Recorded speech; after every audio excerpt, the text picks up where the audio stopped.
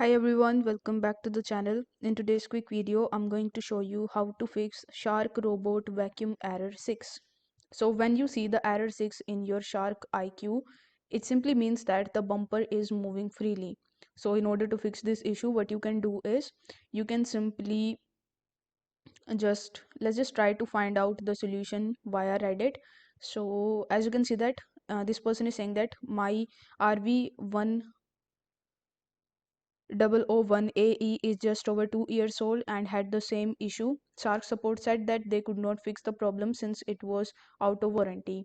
So I removed the front bumper, bent out metal spring bar, cleaned everything including vacuumed three top bumper plungers and the two front bumper plungers, and it worked again. So you can also try the same thing that this person did in order to fix this problem. As you can see that according to this person, even Shark support team refused to help him, but he just cleaned everything and it started working again.